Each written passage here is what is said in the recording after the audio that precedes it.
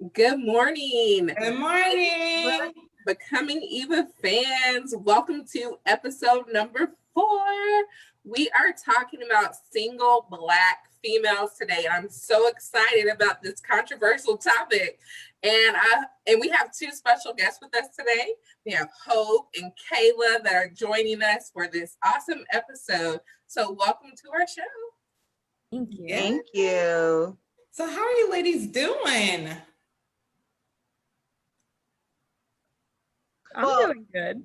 I'm doing good. I was laughing because I was trying to make up for my lack of exercise this week. And this morning I was like, of all days. But I'm excited to be here with Becoming Eva. Yay, we're excited to have you both. So before we get into your formal introductions and today's topic, I always like to ask, especially in this definite season of quarantining that we're in, how's your quarantining going? How's your quarantine life these days? Share with us a little bit about your experience with 2020 thus far and who you may be quarantining with. Who wants to go first? I'll go. Okay. I'm quarantining with my mom, my older brother and his wife, kind of my younger brother. He's like our half person, so 4.5 people. And honestly, our quarantine is over. Okay. I know I quarantined for a solid 10 weeks, like from March to June. Mm-hmm. Now I'm back working. My mom's back working, and my brother never stopped working. Mm-hmm. We're all just kind of back in it, and I mean, obviously still being cautious, but it feels pretty normal almost. Okay. So good though. I'm glad that everybody's doing well. Everybody's safe and healthy. Yeah. What about you, Hope? Well, I stay less than a mile from my parents, so I consider that we are quarantining. I live by myself, my little bungalow, and I actually relocated from Atlanta to a little town in North Florida so that I can help manage the care of my parents. And our lives look very much like they did in March. Like, I'm not playing with the devil, even though my parents are starting to sneak away. Like last Saturday, I thought, like, where are they? Maybe they're just driving around. I later on Sunday find out because one of the older members of the church, like, if this came to your daddy, he left it at the Hamiltons yesterday. You went to the Hamiltons, so you're going to house parties and I'm all by myself, so I'm quarantining, but hopefully they're like catching up. They're living their best life. I love it. They're living their best life, but they did wear their mask, and I understood they stayed in their truck as the people came and went, and they got to say hello. So I know this time gets really, really, really isolating. So that gave me more permission. So I went to the beach and found a space by myself at a gazebo and sort of exercise with her playing in my ear. And I was like, okay, we all need to find these opportunities to get out of the house. Yeah, for sure. Very good. All right, well, shall we do our formal introductions, Toya? Yes, I have the pleasure of introducing Miss Kayla White. Me and Kayla, we go way back to when I was coaching her in high school. I was her volleyball coach and she was my student. And we just stayed connected through book club and social media. So Kayla is a 23-year-old young, beautiful Black woman. She loves traveling. She loves Oreos, doing her nails, listening to music, and exercising. Yay, Kayla! Thank you. Excited to have you. And I just have to give you a shout out too, because you are a faithful member of our book club that we did this summer. So Becoming Eva, you're very near and dear to our hearts. So thank you so much. I love that. Yay. And I have the privilege of introducing one of my great friends, Ms. Hope Demps, who, gosh, our journey has evolved tremendously over the past, 20 years. Wow, 20 years. It's been a minute, and we probably got a story for I was 3 years old. There you go. But yes, we are both Spelman alum, so that is where our connection began. And then also served in campus ministry together, also served at the same local church together, and just, you know, we were in a recording group together, so we've traveled the world together, and it's just been a privilege and an honor getting to know her and having her in my life. She was my maid of honor when we got married, so she's definitely been there through different milestones, you know, personally, professionally, educationally, and I just can't thank her enough for being in my life. So I will be her formal introduction because she is definitely a dynamic woman of many talents. So Hope Demps is an attorney, a minister, a producer, and a professor that was born and raised in a small Florida town called Taylor County, Florida. It's called Perry, Florida. And after practicing law for almost 20 years, her experiences and skills in counseling, advocacy, and litigation ensure the marginalized be heard and that victims' lives are protected. Hope is active in her community and ministry as an executive board member for the North Central Florida Boys and Girls Club of America and an ordained minister. She's also an adjunct professor at Emory University School of Law in the Center of Transactional Law and Practice. And last, but certainly not least, Hope is the producer and host of a talk show called Hope More, and it's broadcasted live on Hope More's Facebook page and Hope More YouTube channel, where the aim is to lift family, seek justice, and share light. So give it up for Miss Hope Demps.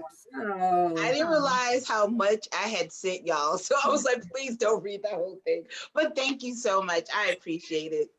Absolutely. We're so grateful to have both of you. So without further ado, let's get into it. This is a hot topic. And actually, we were supposed to talk about this last season, but and we talked a little bit about it. We didn't hone in specifically on the single Black female. So we specifically called today's episode Single Black Female because we wanted to hone in on that, because there are just some very different and unique dynamics when it comes to dating as a Black woman. So we appreciate you guys for joining us and, you know, stepping out into the deep waters and, you know, having those interesting and somewhat controversial conversations with us today. So we'll start light. We're gonna start in the shallow end and kind of graduate on out into the deep waters. So let's start with, when did you both first start dating? And whomever wants to start first, you can, but let us know how, like, when were you allowed to date? Because every household is different. Okay, I'll pop on Age Before Beauty. I was told all of my life growing up that when you're 16, you can start dating, because my mom was allowed to date at 16. And even though I had little, you know, boyfriends, whatever, I don't know what I was thinking, but maybe my first little puppy love, I was 5. But I did not actually really date, like in a serious like relationship and like somebody until college. So I may have, like, you know, I had a prom date type of date, or, you know, someone I like, I should go to the same football game they go to, but I really didn't have dating experiences until college. Okay, all right. What about you, Kayla? I had my first boyfriend at 14, and it's funny, I don't know when I was allowed to date and when I wasn't allowed. There were no rules, but then when it happened, it was like, you're dating? Like, I didn't know I couldn't. There were no I didn't know. Now it's too late. And so yeah, I think that's key. Yeah, the importance of having those conversations. I was actually 14 when I had my first official boyfriend that my parents knew about and everything, and it wasn't like just a crush or a reciprocated crush or what have you. So I'm right there with you. What about you, Toya? When did you first start dating, or when were you allowed to start dating? You could tell both. Okay, well, I was never officially ever allowed to start dating, ever. My parents were like, no, you can date when you're grown and out of my house. Wow. So I technically started dating when I was 15. I dated a guy for a whole year before my parents found out that I was dating anyone. So that was a huge ordeal when they found out that I had a boyfriend for a whole year. And they were like, but why didn't you tell us? And I'm so disappointed and yada, yada, yada. And I was just like, well, you guys said I wasn't allowed to date. And I was I was kind of scared of my parents because they were old school, like they'll get you behind till you're grown and out the house. So I was sneaking around. Only my brother knew that I had a boyfriend, and he would, slick kind of tell it to them at the kitchen table. Mhm. And I'd be like, shut up, shut up, shut up. And so, they never found out until my mom showed up at school one day. And she was wondering where I was, and the counselor was like, oh, I'm sure she's eating lunch with her boyfriend like she does every day. And my mom walked into the lunchroom, and I was like, OMG, I'm busted. It was awful. I was so embarrassed. How old were you when you got busted? 16. Okay, gotcha. When I got busted. Wow. So let's talk a little bit about the dating journey, if you will, from when you first start dating to kind of when you transition into your adult years. So I'll actually start with Kayla. Tell us a little bit. I know you said you started dating officially when you were like 14. So what did that journey consist of, up until where you are now? Like, did you have a high school sweetheart? Did you serial date? Like, were you like, oh, this is okay, let me take a break? Like, what has that journey been like for you? Yeah. I dated the boy I started dating when I was 14. We dated pretty much my whole high school time. We broke up my senior year. And then I got to college, and I really didn't date anyone until I started dating the guy I'm dating now, which I started dating him my sophomore year of college. So in between time was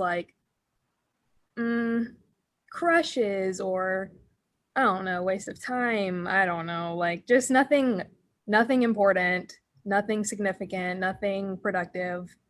And then I was like, you know what? I just I don't like the insignificance of whatever the situationships. Like, I don't like that. I'm not built for that. That's not me. I'm take a break. So I took a break from boys for 3 months, and then I met the boy I'm dating now, and he wants me to shout him out. So if he hears this, he's the best. Look, well, let me stop. I'm like, is he the best because you asked him to say he was the? No, I'm just playing. Shout out. We got it. We give your man some shine. We give him some shine. That's what's up. I love it.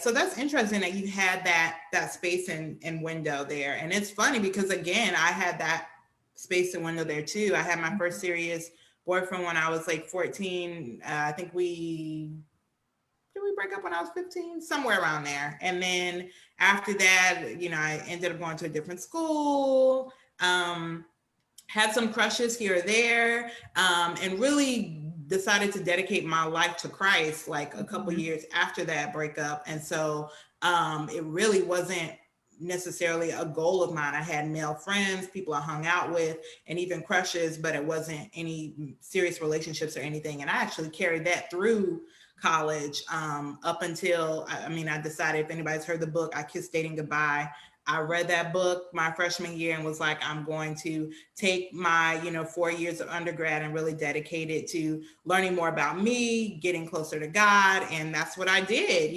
So dating wasn't really an option for me again until I became a young adult. But I think by that time I went to an all-girls school, was sold out for Jesus, as you want to call it, and totally, just involved in church and ministry. So by that time, I don't think I really knew how to healthily, is that a word? In a healthy way, interact with the opposite sex. And so I just kind of was, stagnant for a minute as far as my dating life was concerned. So, but what about you, Hope? Tell us about your journey for dating.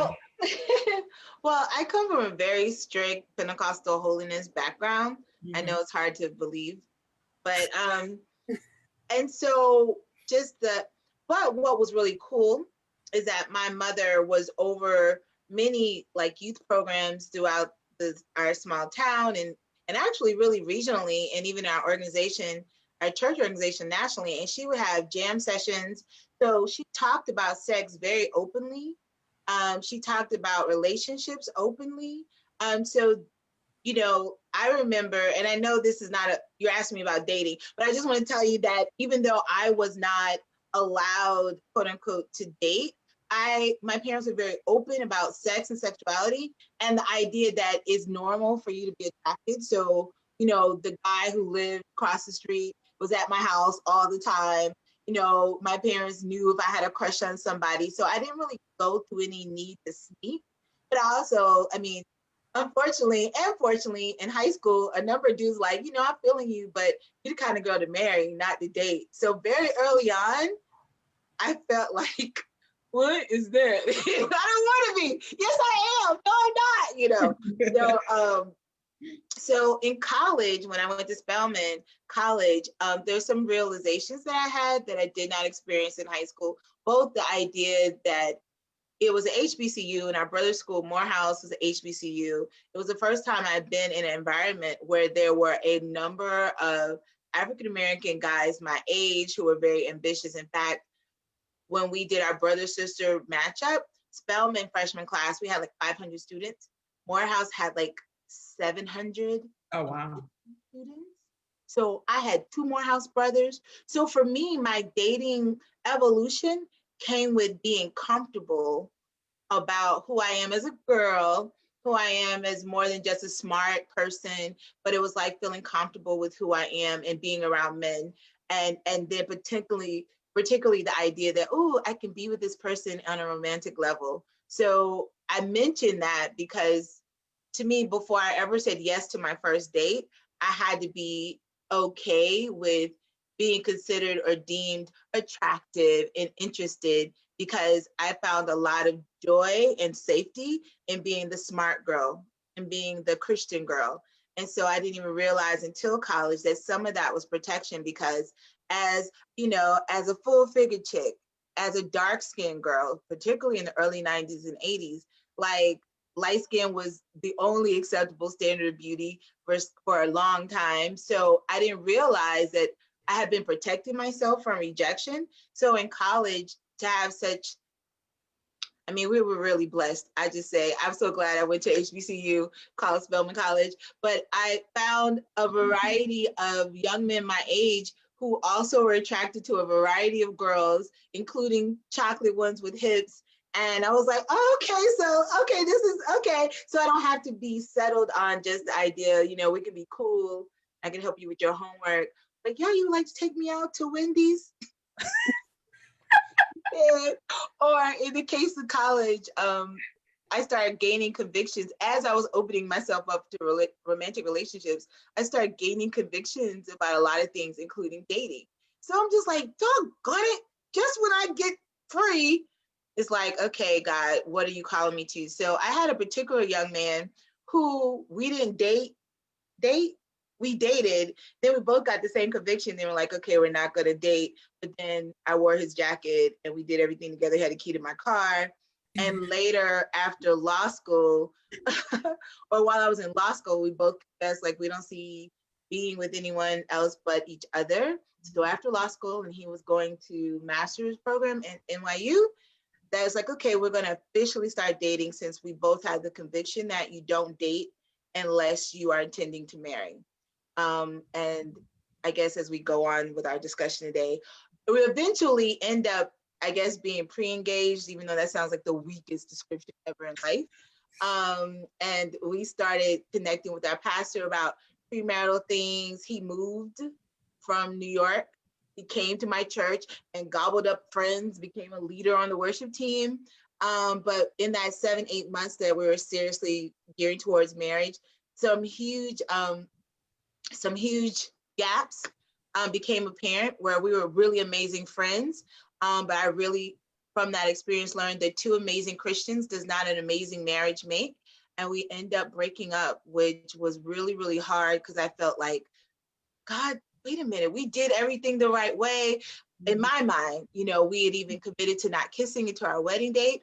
But I thank God for that that beginning of my dating venture that I had that experience, because since then I definitely have grown in other dating relationships that we'll talk about later probably. But I appreciate the fact that I'm still really close friends with him, and he's married with a child and his wife loves me. I was able to go to the wedding because he was my first serious dating relationship, and we did it the right way. There was no sex. I can't remember putting my tongue in his mouth.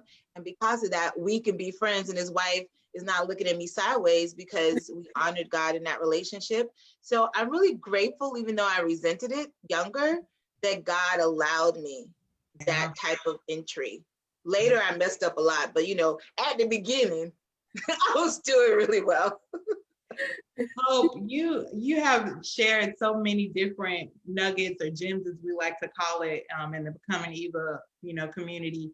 And it's funny, like hearing you talk, like, and Toya knows this, when we were going back and forth trying to figure out who we were going to ask to speak on certain episodes, I went back and forth with you because I was like, oh, I want her to talk about colorism. And then I was like, no, I really want her to talk about singleness. And so we were going back and forth, and even last season we had an episode about hair. And I was like, oh, I want Hope to talk about that. So, I mean, you just have a wealth of experience, and I appreciate your vulnerability and just your willingness to be transparent about your experiences. And so I feel like we're going to weave into all of that today, which I'm so grateful for. But thank you for just being open and honest about that. And thank you for touching upon the importance of having standards in your dating relationship, because it not only is a protection for you personally, from as far as guarding your heart, but it also is a protection for that relationship, keeping that relationship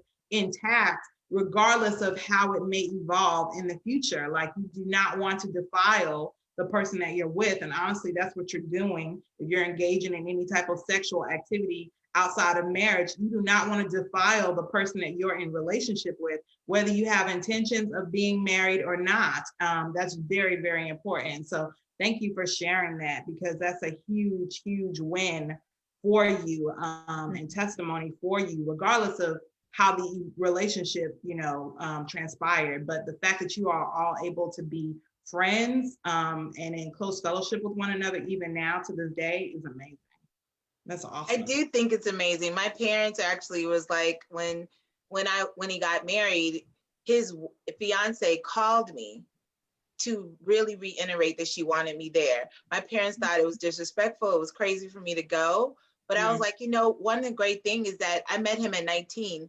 We didn't start seriously dating until I was out of law school. So we had years of friendship. I knew him before he was even thinking about working at Wall Street or going to Yale for performing arts. And I don't know, that relationship is a very special one. And I would say my relationship, I'm glad that was the standard, because I knew that it was possible to really love someone and not be sexual. And even when I was frustrated, because I'm like, we probably wouldn't have broke up if I would have had sex. And that's a whole nother thing, because I was so frustrated that what we thought would happen didn't. But I'm so grateful that God knew best. Amen. Yeah. So as we mentioned earlier, we're definitely in a different season. 2020 has definitely been the year of all kinds of stuff, craziness. But I'll start with saying the year of Corona, the year of COVID-19. And as a result, the dating scene has definitely had to change. We've seen an influx of online dating relationships. We've seen just a lot of different other standards that have come in place as a result of quarantining and social distancing. And in some cases, people are just like, I ain't messing with nobody right now because I don't know what you got.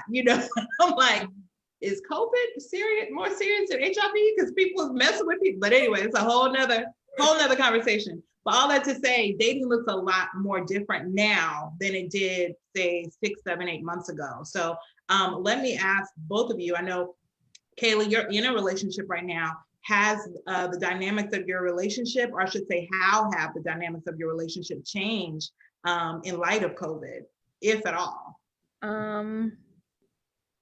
It has changed in the sense that we don't see each other as often. We don't live together. I don't know if that was made clear, but we don't live together.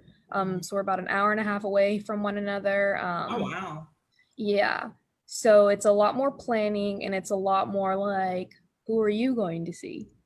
Who are you around? Because if you're around, all these people, or if I'm around all these people, like, there's no, let's just be safe, and there's Mhm. no reason to like potentially spread the virus even more than it already is. So a lot of caution, a lot of, I would say, creativity too. So when he does come, or when I do go down there, like, we have to do just different things. Like, we can't just go out to a restaurant and all the things that were like very normal, very easy. Mhm. So now it's more like, let's cook together, or let's like have a picnic type thing, or let's paint, or let's just do stuff that's not the norm, I guess, and but still being intentional, and like I said, a little bit more creative, thinking outside of the box and stuff like that.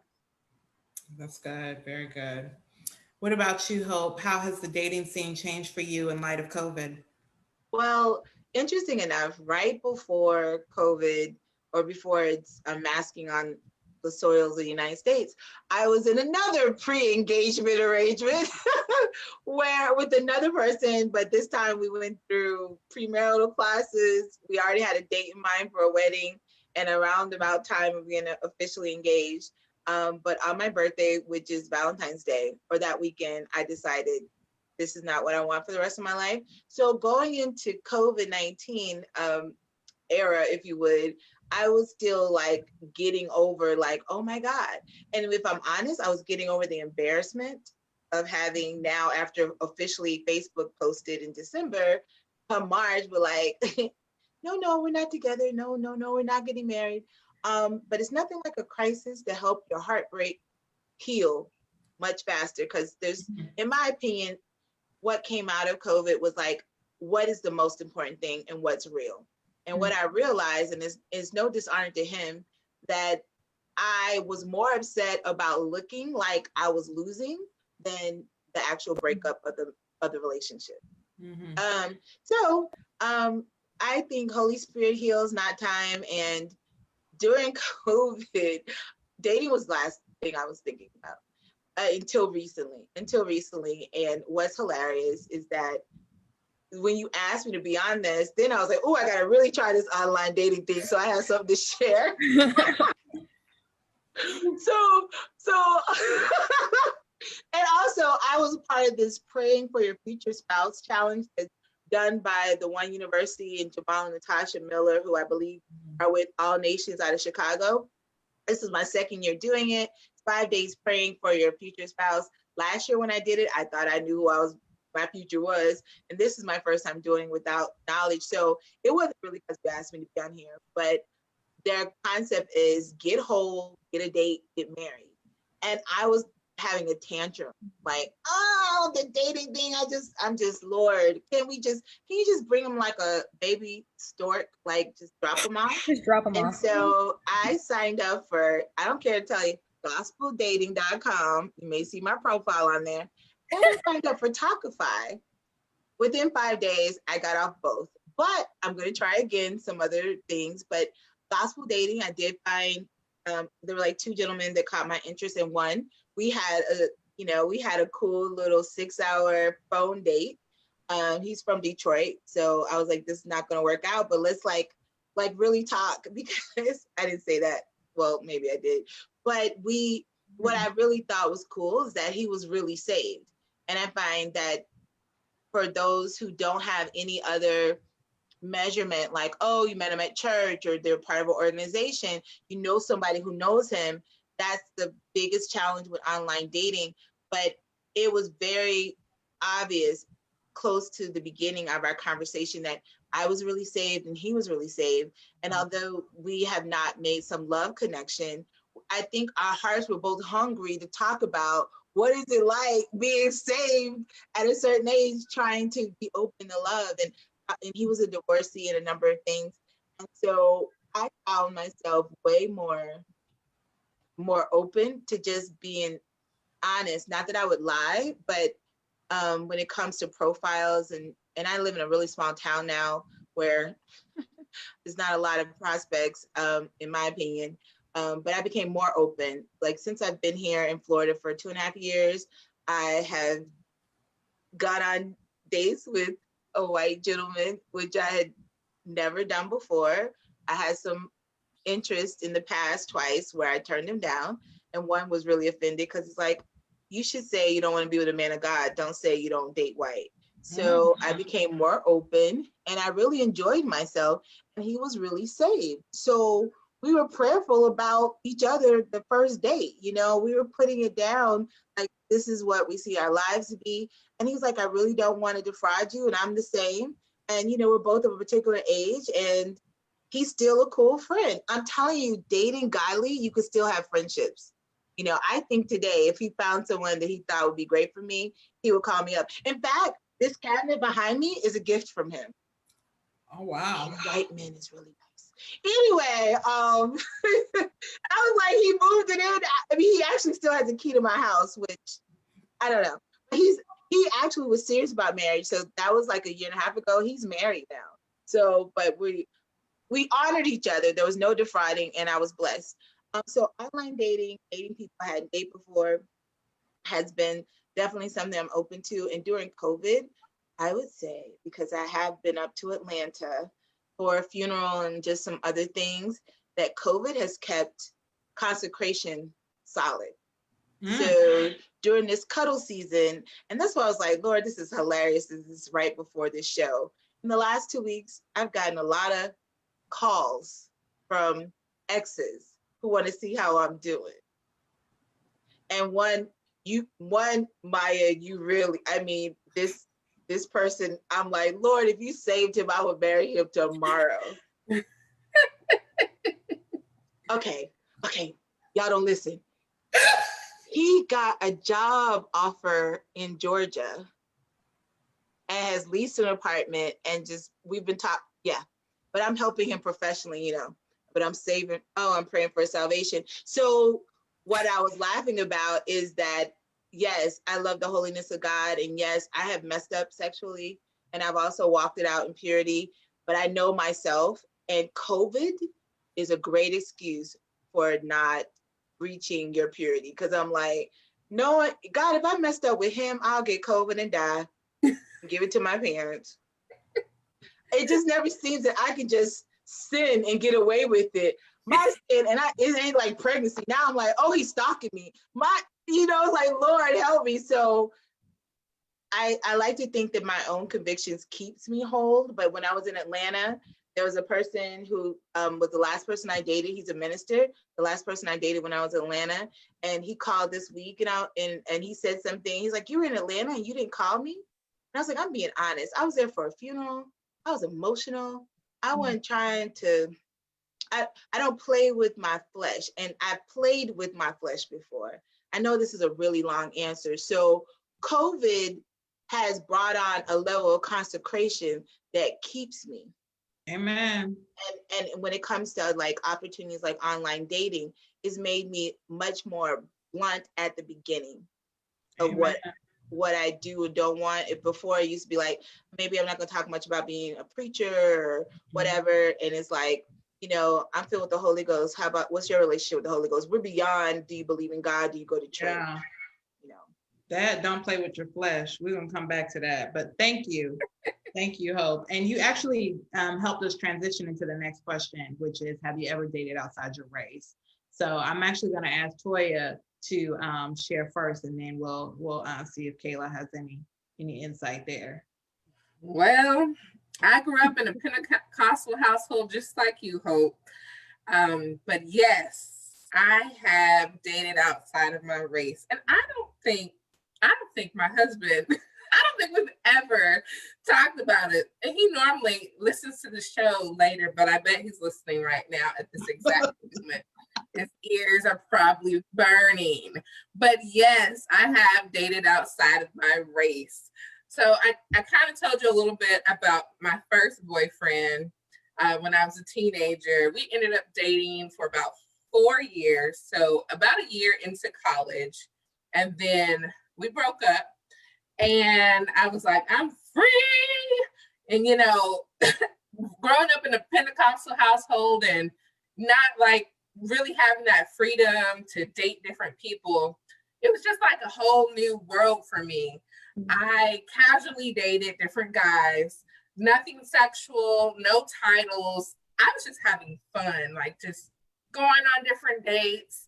Um, Definitely not like, looking for my spouse or anything. I was just literally just having fun. Like, you could take me out tonight and I'll go out with someone so on Friday night. Like, it was just fun. And anytime it turned into, let's try to put a title on it, I would just run because I was like, I know you're not the one. And so I would quickly break up with them. But yes, during that phase of casually dating different guys, I actually dated two different guys that were white, and it was very different, very very different. I would say, because when we would go out in public, you have to be ready for the looks and the stares that you will get when you show up at a restaurant with a white guy, or anyone outside of your race. People will stare at you. You will hear like different whispers. Wow. So it's a little awkward for me. I don't think there's anything wrong with it. Very similar to what your guy said, you have to kind of be open to dating a man of God sometimes, because it is slim picking out here, if we're being honest. For a Black, Christian man, it's very slim picking. So I would say, definitely be open to dating outside your race with the same standards in mind as a Christian man. Can I ask you, Toya, were there any differences that you noticed within the relationship? Of course, as far as how people may have perceived you, or, looks or stares or whispers, but like within the relationship, did you notice any major differences dating outside of your race? I definitely felt more comfortable to wear my hair natural. It seemed like Yes. What is that about?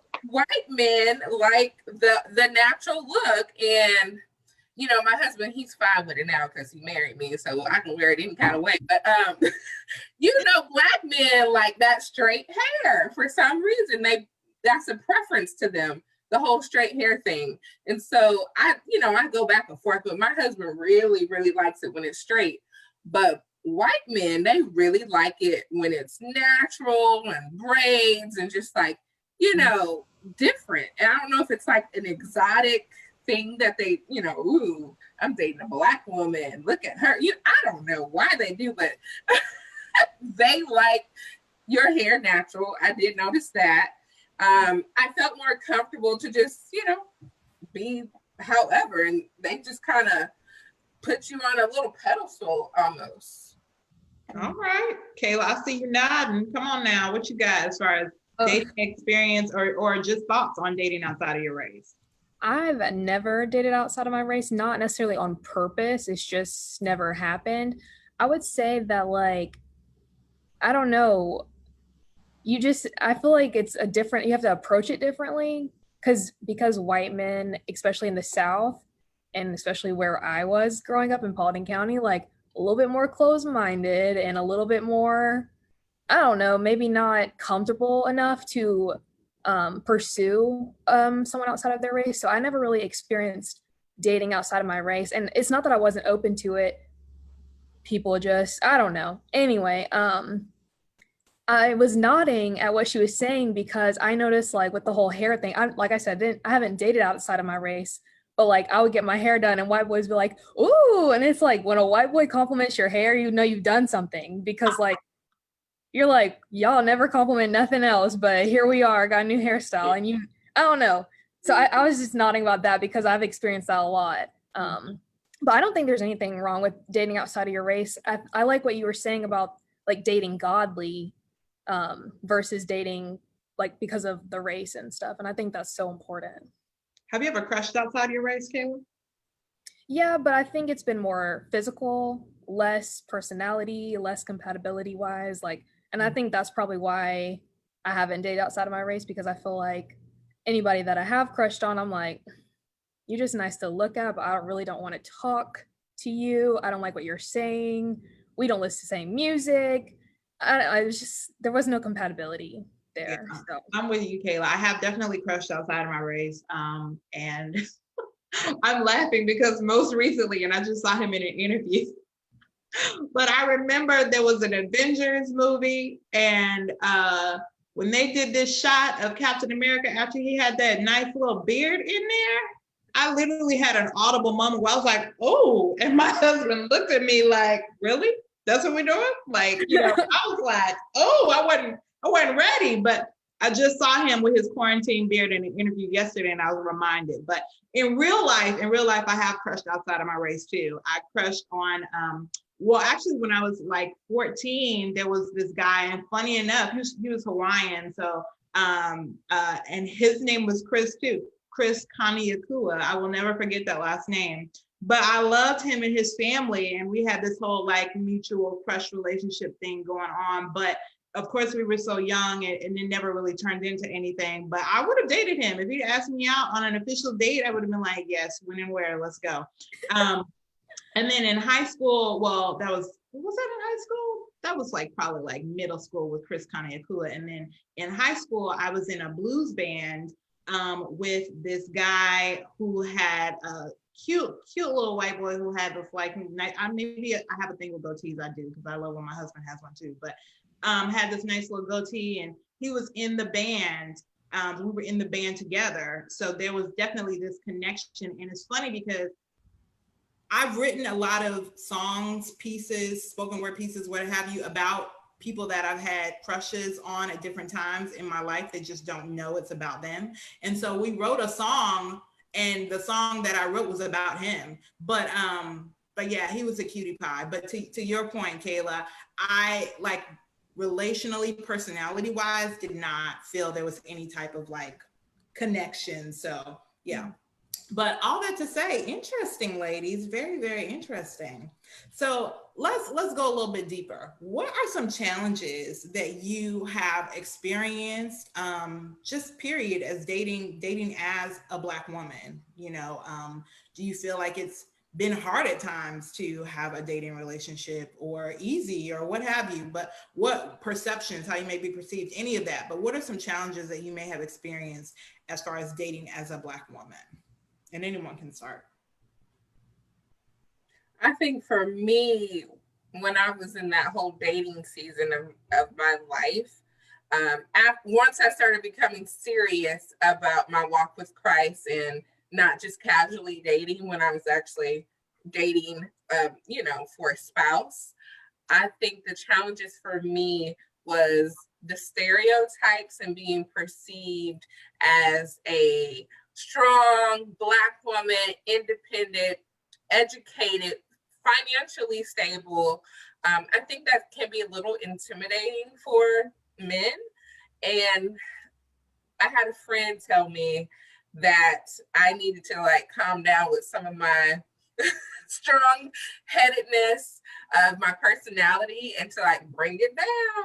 Like if you're trying to get a strong Black man, like a manly man, then you have to calm some of that down. Because when I did date this guy, he was a Christian man. We were waiting to have sex before, we weren't having sex before marriage. We dated for 4 years, and he was kind of like more of a yes man. And, I would get my way all the time, and, I could just ask for anything. And once that relationship ended, I was just really wanting a manly man. And so my friend was like, you have to calm all of that down if you want that type of man. And so I had to do some reflection and really work on myself. And sometimes she tries to come out, and I have to like put her on a leash. I'm like, that's not being submissive, So I have to put her on the leash sometimes, because sometimes she does try to come out. But yeah, it's a balance. Well, I gotta dive in this for a minute, because I too, I come from a long line of strong, independent Black women. And in most cases, they were single parents. So I had to like really retrain, reteach myself and based on other relationships that I saw, how to engage with men and really allow them to lead in the relationships. But at the same time, my husband knows, like we did an exercise actually for our book club where we had to like list qualities or characteristics about ourselves. And I had written all these, you know, nice little cute characteristics. And when I asked my husband, the first thing that came out his mouth was strong-willed. I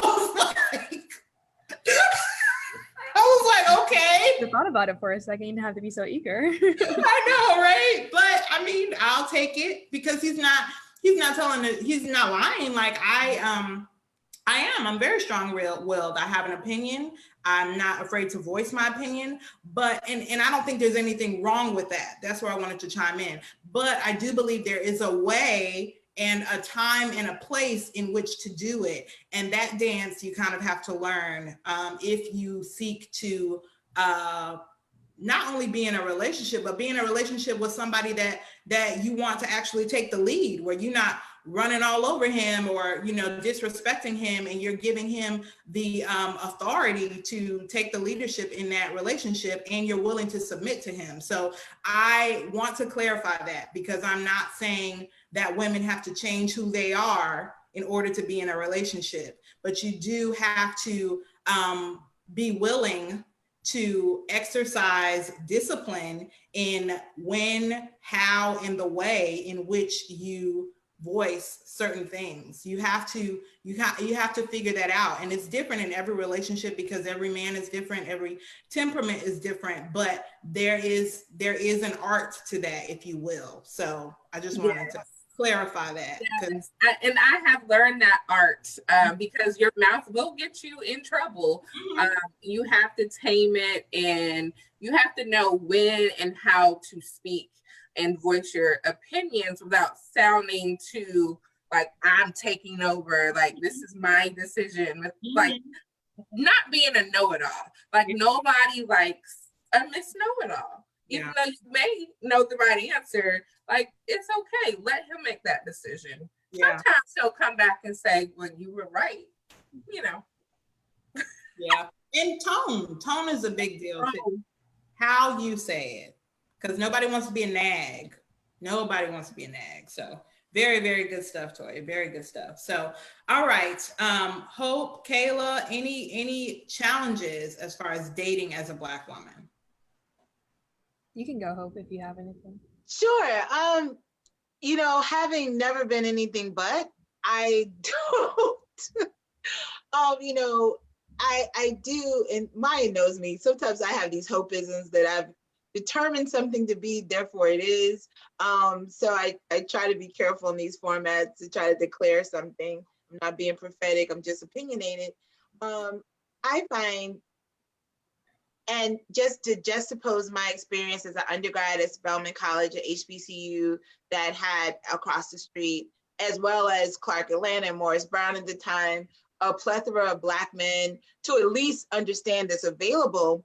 When I went to law school at University of Florida, going to your question about Black single females, I was like, I'm so glad that I did not start my college matriculation at this school. My dating opportunities and just even the comfort that even if we don't get together, you're gonna be out there in the future when I'm getting my stuff together, because I saw, and this may not be the case at all PWIs, but the very small Black population, that some of the more ambitious or upwardly mobile, if you would, Black men all had white girlfriends. Wow. All of them. And I saw so many wonderful, and I'm looking at undergrads, right? So I'm in law school, I'm looking at the undergrads at my church and Rock UF, which was a great college ministry. I went to a predominantly white, but very diverse church. So even that, you know, and I think that experience being that I didn't really date until college, and then I got a conviction, and then I went to law school, and then I met other people who had the same conviction. Yeah. Sometimes the Black single female experience was necessarily dictated in my life about who I'm dating, because when I got the dating conviction, it's like, I can like people, but if we're not gonna get married, then I'm not gonna waste a lot of time. Yeah. But just the idea that you're wanted, which is very different. And I think Black single women, that young Black single women, like marital age, baby start making age that's usually considered fine, that, you know, the sense of being wanted, it hasn't changed all that much from the 90s to now, where you often don't find the culture and even what you consider your counterparts, which are other Black men your age, you're not often celebrated as the standard of beauty, the standard of desire. And then on top of that, according to whatever the colorism spectrum is, you're on the darker side and you're on the fluffy big side. I was just like, I would have been probably in somebody's corner crying. And I would always imagine what and how people perceive me, because I had so many Nicodemus experiences when I was in law school and at this particular church, where they didn't have to be dark, but other Black girls would come to me, but particularly if they were a big girl, they were just like, you're just so confident and you're just so glamorous. Like, how did you become that way? And I was just like, I don't understand what you're talking about, because I didn't have that experience. I thank God that I had parents that were together in a loving relationship. And my dad, who's blue-Black, always told me my color was beautiful. And even when, as a kid, I was like, okay, maybe I'm not the cute one, I'm the smart one, that just the idea of my value wasn't dictated by what guys like me or didn't. Like, I mean, I'm not saying I did have moments where I'm crying like every other teenager, like, nobody wants to be my boyfriend. But I thank God that my family affirmed me greater than what society did. So in answering that question, whether it's the color of your skin or the idea that maybe white women are considered more beautiful, that, I was always conscientious that Black single females had this trajectory that is like, so many times we're made to be strong because the other option is weakness. And I did not, and I still struggle with this sometimes, because I enjoy being a strong Black female. But when I went to this predominantly white church and was a part of this predominantly white college ministry, from even how we prayed, how I prayed out loud versus some of my white counterparts, in my experience at that church, and I'll say this and shut up, I realized no matter how much I loved the fact that my parents were together and the fact that my mom was amazing, and that Spelman was a great experience, the one thing I realized at that church is like, Black women are not raised to value softness, value vulnerability.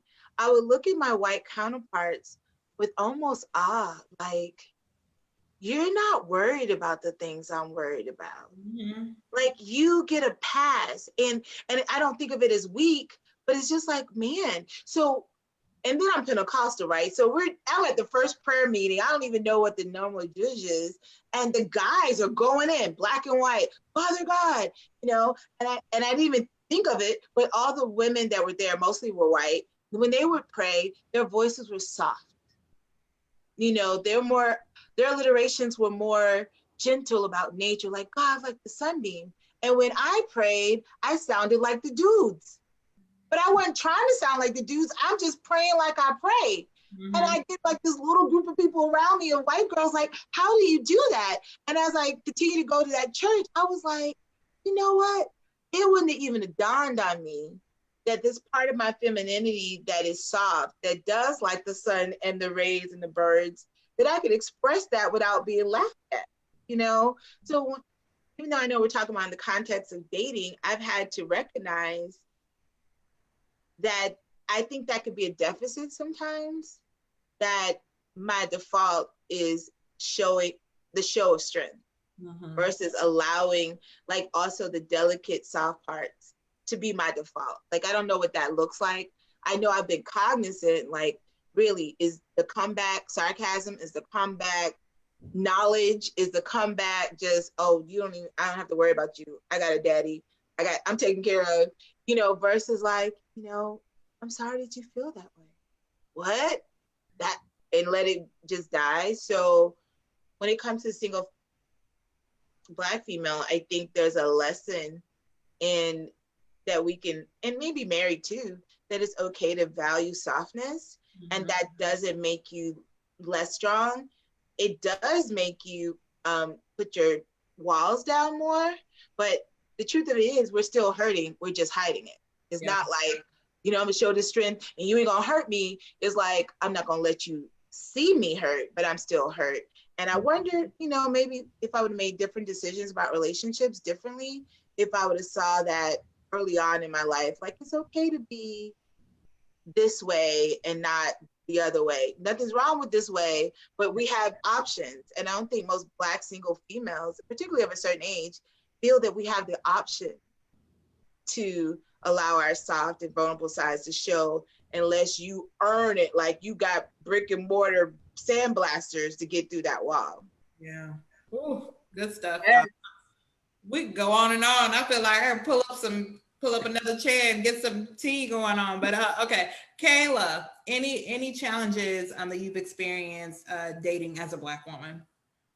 Yeah, so I kind of agree with what both of you were saying. I think there's like a factor of intimidation or something that like is unknowingly, like, I don't know how to explain, like maybe men, white, Black, whatever, are intimidated by me because I'm trying to be so strong and I'm trying to work towards goals and I'm trying to do whatever, that men are almost like afraid. And then like you're like, I should have to tone myself down. If you're afraid, then I don't want you. But then it's like, okay, I'm gonna be single forever if I don't ever like try and soften up. But that's how it is, like, because, and then like, I don't know if you guys have ever heard this, and I don't know what the percentage is, but a while ago I heard back that the Black woman is like the most educated group of people or demographic in the States. And it makes a lot of sense to me because I see Black women getting their doctorate and all these degrees and all these businesses and all these things. And I can see like, I see both married and single doing that. And it's like, I could see if you're single and you're a little bit older, maybe like in your 40s or something, and you're chasing all these goals, like, I can't even imagine like a man, like, even thinking about a man, like, you're probably thinking like he's in the way. Like, you know what I'm saying? Like, those are the challenges that I see, like, when you're more driven by your goals and what you want to do, it might come off intimidating to other, I don't know. I just think there's like an intimidation factor that like I didn't even know about until I realized like boys would go to my friends to ask for my number. And I'm like, if he didn't come to me, he can't get it. Sorry. I don't know. But like I see that a lot. Like people are just intimidated by a woman who knows what she wants or like is not, I don't know how to explain better what I'm saying.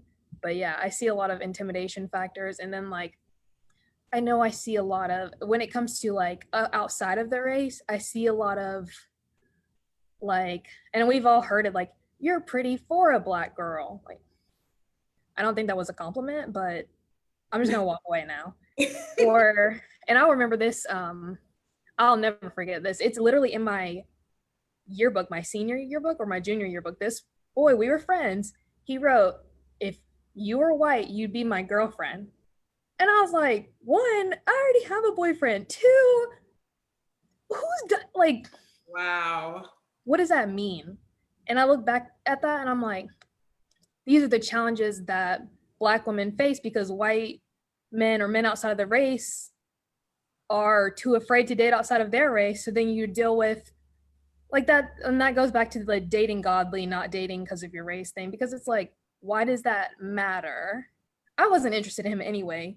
But like still, like the comment was still so like unprovoked, written in pen in my yearbook. Like, come on now. Like those are I feel like those are the challenges that some of the challenges, like if you are more attracted to outside of your race, you have to like, I guess, be more cautious or more like, what do they think? Or what do their parents think? Or what do their grandparents think? Or where did they come from? You know, and it's just a lot of unspoken challenges that you kind of have to be on the lookout for, but intimidation and just all that. Yeah, very, very true, Kayla. And I know it's getting good. Y'all I have one more question, but before we move into that question, I just want to piggyback off of what you were saying, Kayla, because yes, women, Black women in particular, are very ambitious, very driven, very outspoken, for the most part. I'm not trying to use a blanket statement, but a lot of Black women struggle with whether or not they should view those characteristics as strengths or weaknesses. And I always say that I don't believe them to be weaknesses at all, but I do believe that, if you are seeking to be in a relationship, you have to make room for that person. Mm-hmm. And so while there may be men that are out there that are just intimidated, period, regardless by however many degrees you have or your title or how much money you make or what have you, if you don't make room for them and let them know, hey, you do want to be in a relationship and you do desire companionship, I think that is half of the battle as well. Because I think there are men out there that are still secure enough in and of their own selves to, seek out and desire and date women that are, may make more money than them or have multiple degrees or what have you. So it's definitely a two-way street. I definitely don't want it to seem one-sided, but that is a real challenge. I just want to make it clear though, for women that consider that to be a challenge and just want to write it off like I'm just going to be single, period. No, that doesn't have to be the case, So thank you for sharing that, for real. Our last question, and I know it's a deep one, but our last question is, do you feel like singleness is an epidemic for Black women? Well, I certainly hope it's not an epidemic for Black women. I definitely think sometimes as women, we sometimes kind of compare our checklist with the person that we're dating. Like, hey, I've got a master's degree, I've got a high-paying job, no kids, et cetera, et cetera. And we expect sometimes that the person that we're dating matches our checklist. And sometimes a man is striving to become a better man and may not have it all together. So sometimes you have to look beyond the checklist and see what are his goals and ambitions, and don't get tied down to, well, I have a master's degree and you only have a high school diploma, or you only have a bachelor's degree. You have to kind of not say lessen your standards, but kind of relax on some of those standards. I agree. I won't say relax on your standards, but I would say really know what your priorities are at the end of the day, and be willing to stand on those. Because we say we want a man of God when really we want Denzel Washington with a Bible in his hand. For real.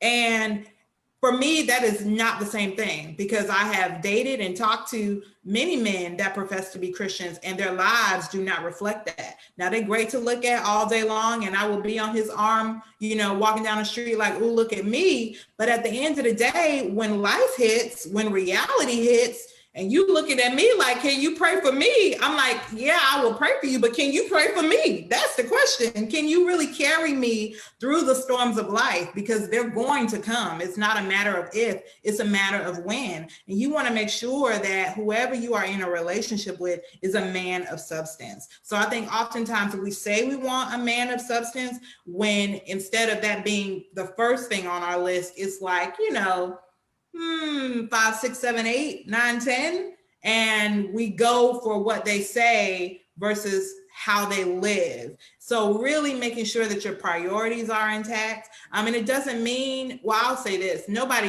there's no perfect person. You just have to fit, the whole 80-20 rule or what have you. You have to figure out what you're willing to, what you can live with for the rest of your life and what you can't, and for everybody is different, but making sure that the things that really, really matter are the things that you're really prioritizing and putting at the top of your list. So I'll definitely add that. But any thoughts on singleness for Black women, whether or not you feel like it's an epidemic or not, or just closing thoughts, period?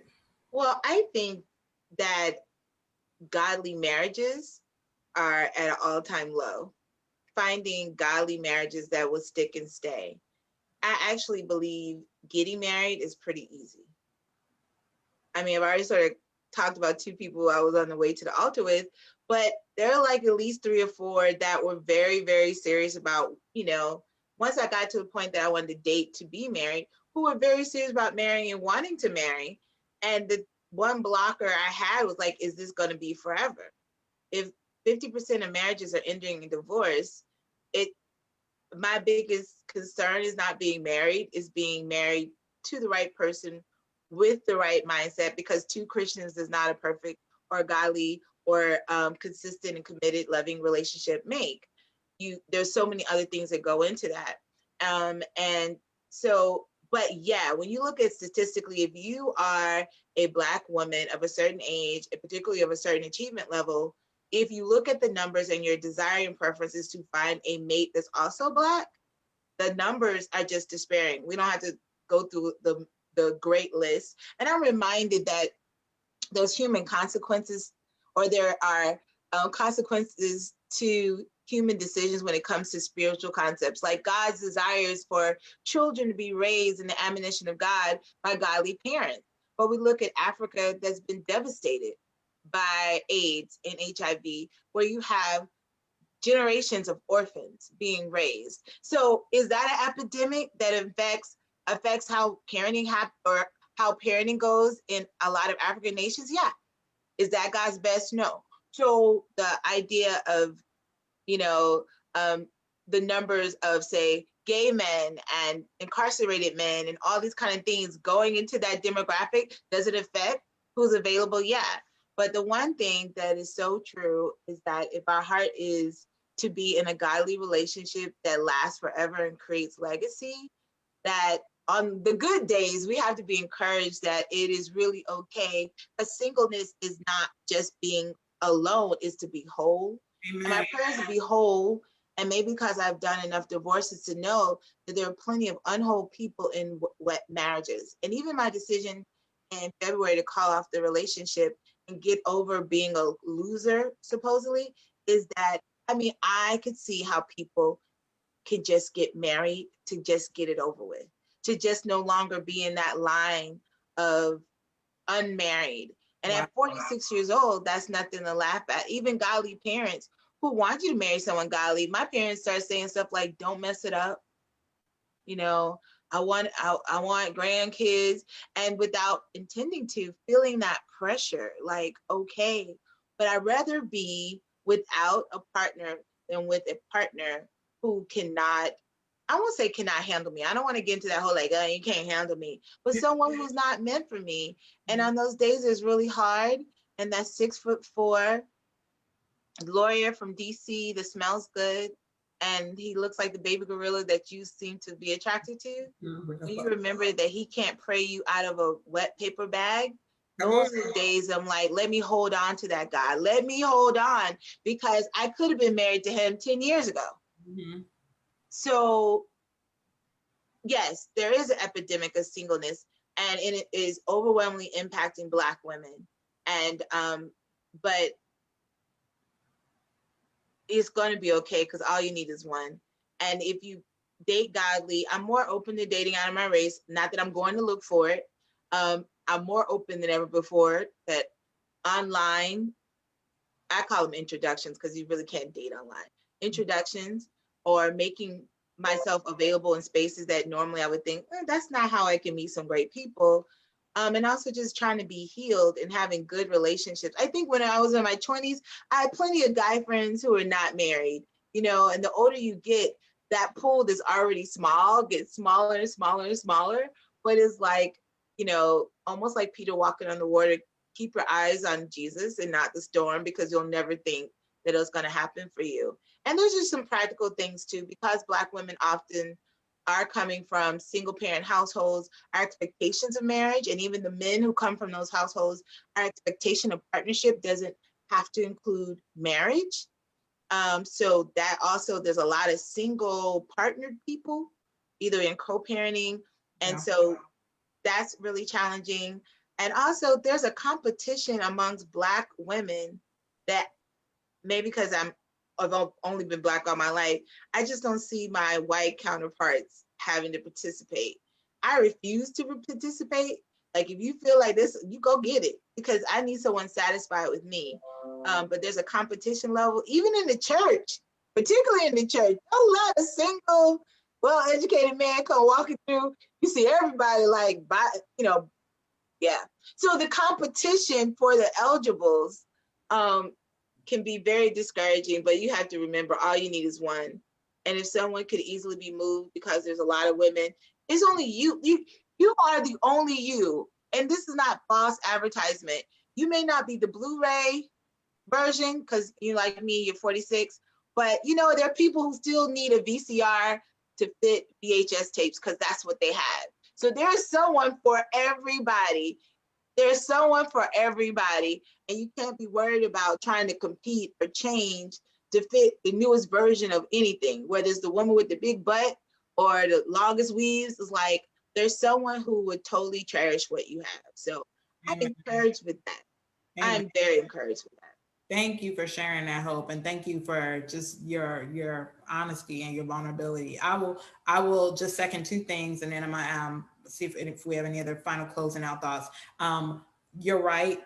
Wholeness is the goal, and that's whether you're single or married. Preferably, you need to be whole before you get married. Otherwise, it's going to make your marriage a lot more challenging, a lot more miserable. Let's be honest. And I've shared this with you before. And someone else said this quote, which is great, but they were saying the only thing worse than being alone is wishing you were. And the reality of that is once you're married, you got to work on that marriage. And there's nothing worse than being in a relationship, being in a marriage and wishing you weren't. Like that's horrible. So I would much rather you figure out the wholeness and the, being by yourself and being content as a single instead of putting a Band-Aid on it with a marriage, because that's work and you are locked in that thing. Well, biblically you are until, God knows what. But Can I say this also, one more thing? And I'm sorry, because we haven't really talked about it on this show, and I'm sure you talked about it in other shows. I do want to just note with the whole epidemic things, and I mentioned competition, I think it's more difficult nowadays to not just be Black, single, and female, is to be holy. Black, single, and female, because with the competition, even inside the church, and I have failed. So I don't want to pretend, and anyone watching like, what are you talking about over there? That there's more pressure than ever before to be sexual in your relationships, to win out that person. And I've even had Christian who I really believe they love the Lord, but we all have errors, have told me, and more than one, to have sex with someone in order to get that ring. So songs like WAP and everything that we can just as Christians like denounce, but that mentality is also in the church. I unfortunately have slept with a minister of the gospel who wants a pastor, but the idea that I would not do it because of competition, like they just move on. And I know that wasn't what we really talked about in this show, but I would say holy Black single females is the hardest line.